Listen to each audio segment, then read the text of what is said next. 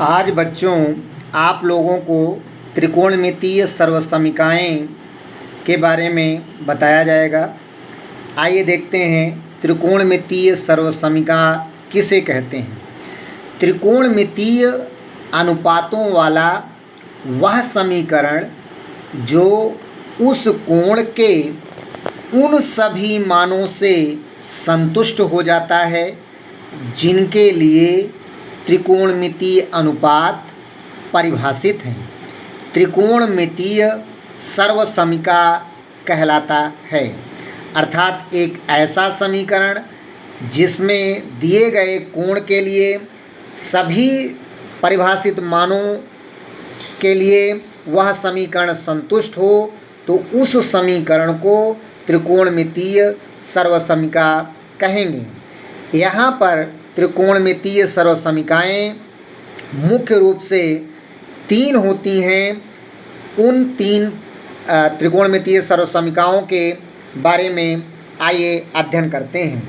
पहली त्रिकोणमितीय सर्वसमीका है sine square theta plus cos square theta is equal to 1।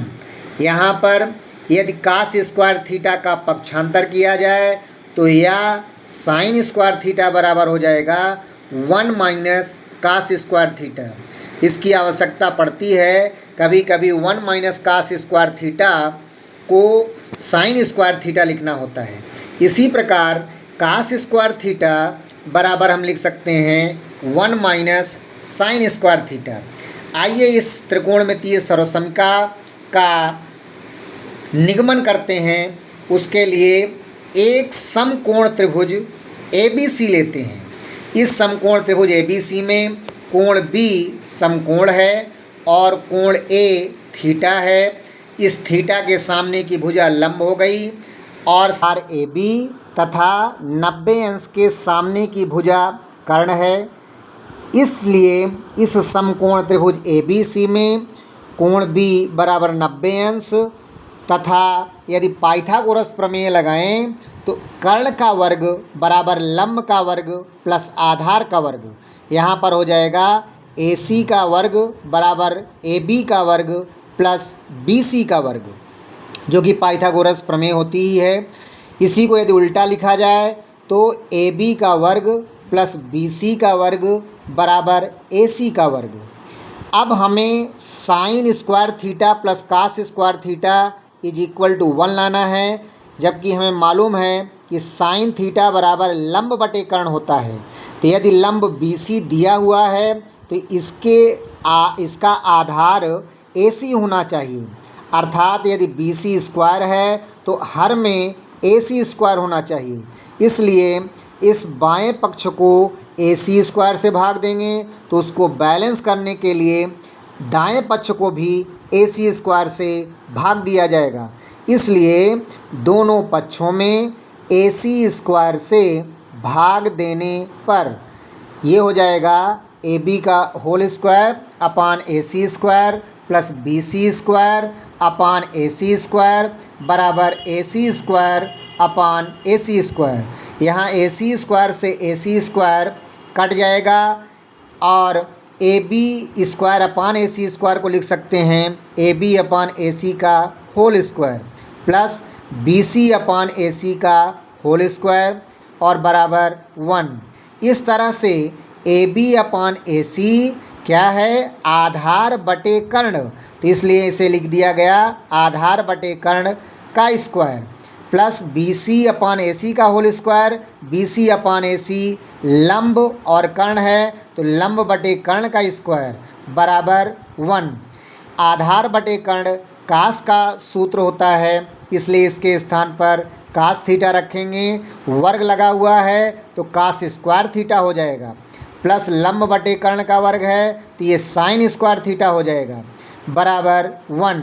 इस तरह से हमें sine square theta plus cos square theta is equal to 1 पहली त्रिकोणमितीय सर्वसमीका प्राप्त हो गई। इसी आधार पर शेष 2 त्रिकोणमितीय सर्वसमीकाओं को भी ज्ञात करेंगे। दूसरी त्रिकोणमितीय सर्वसमीका है 1 plus tan square theta is equal to sec square theta.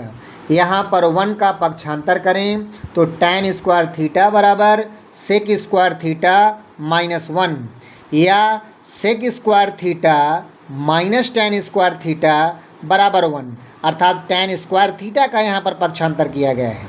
इस त्रिकोणमितीय सर्वसमिका को ज्ञात करने के लिए पुनः एक समकोण त्रिभुज ABC लिया जाएगा जिसका कोण भी समकोण है।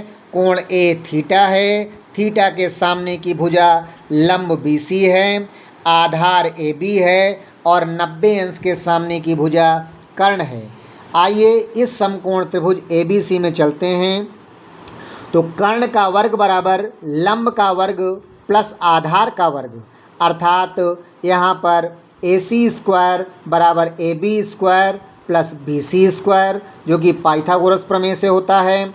दोनों पक्षों को यदि AB स्क्वायर से भाग दे दिया जाए तो यहाँ पर प्राप्त होगा AB स्क्वायर अपान AB square plus BC square अपान AB स्क्वायर बराबर AC स्क्वायर अपान AB स्क्वायर। यहाँ पर AB स्क्वायर से ही क्यों भाग दिया गया है? क्योंकि हमें लाना है tan थीटा त्रिकोणमितीय सर्वसमिका में, और tan थीटा बराबर लंब बटे आधार होता है।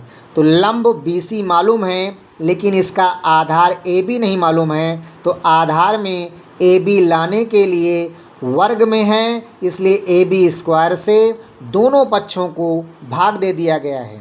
यहाँ पर AB स्क्वायर से AB स्क्वायर कट जाएगा, ये 1 प्राप्त होगा। इसे हम BC अपान AB का होल स्क्वायर लिख सकते हैं बराबर AC स्क्वायर अपान AB स्क्वायर को AC अपान AB का होल स्क्वायर लिख सकते हैं। इस तरह से हमें 1 प्लस ये BC लंब है, AB आधार है, इसलिए लंब बटे आधार का वर्ग हो गया बराबर AC अपान AB कर्ण बटे आधार का वर्ग हो गया। इस तरह से हमें 1 प्लस और tan स्क्वायर थीटा बराबर कर्ण बटे आधार सेक थीटा होता है, तो ये सेक स्क्वायर थीटा प्राप्त हो गया।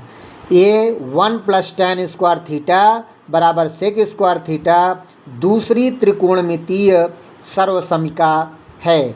यहाँ पर ये ध्यान रखिएगा, लंब बटे आधार tan थीटा होता है, इसमें वर्ग लगा हुआ है, इसलिए यहाँ पर tan स्क्वायर थीटा लिख दिया गया है। इसी प्रकार तीसरी सर्वसमिका है 1 प्लस काट स्क्वायर थीटा बराबर कासेक स्क्वायर थीटा। इसमें भी यदि 1 का पक्षांतर करें तो काट स्क्वायर थीटा बराबर कासेक स्क्वायर थीटा -1 हो जाएगा, या काट स्क्वायर थीटा का पक्षांतर करें तो काट स्क्वायर थीटा माइनस में हो जाएगा, cosec square theta minus cot square theta बराबर 1। इस तरह से इस त्रिकोणमितीय सर्वसमिका को सिद्ध करने के लिए पुनः एक समकोण त्रिभुज ABC लिया जाएगा। इसमें भी कोण B समकोण रहेगा और कोण A थीटा है। 90 अंश के सामने की भुजा कर्ण AC हो गई, थीटा के सामने की भुजा लंब BC हो गई और आधार AB हो गई। इस तरह से हमें समकोण त्रिभुज ABC में AB square plus BC square बराबर AC स्क्वायर, अर्थात आधार का वर्ग प्लस लंब का वर्ग बराबर कर्ण का वर्ग प्राप्त हुआ पाइथागोरस प्रमेय से। अब यहाँ पर हमें काट थीटा लाना है, जबकि काट थीटा बराबर होता है आधार बटे लंब।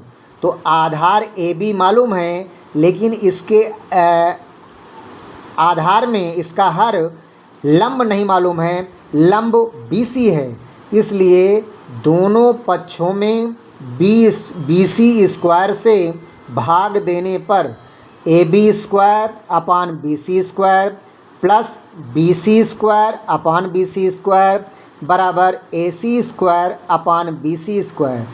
BC स्क्वायर से BC स्क्वायर कट जाएगा, यहाँ AB अपान BC का होल स्क्वायर लिख सकते हैं, और जो बराबर में AC स्क्वायर अपान BC स्क्वायर लिखा है, इसे AC अपान BC का होल स्क्वायर लिख सकते हैं। इस तरह से AB अपान BC अर्थात आधार बटे लंब, ये आधार बटे लंब हो जाएगा, AC अपॉन BC कर्ण बटे लंब। AC कर्ण है, BC लंब है, ये कर्ण बटे लंब का स्क्वायर हो जाएगा। यहाँ पर ये 1 पहले से ही मालूम है। इस आधार बटे लंब की जगह पर काट थीटा रख देंगे, कर्ण बटे लंब की जगह पर कासेक थीटा रख देंगे। तो इस तरह से हमें काट स्क्वायर थीटा प्लस 1 बराबर कासेक स्क्वायर थीटा प्राप्त हुआ। या इसी को सिस्टमैटिक ढंग से लिखें तो 1 plus cot square theta is equal to cosec square theta प्राप्त होता है। इस प्रकार से ये तीसरी त्रिकोणमितीय सर्वसमिका प्राप्त हो गई।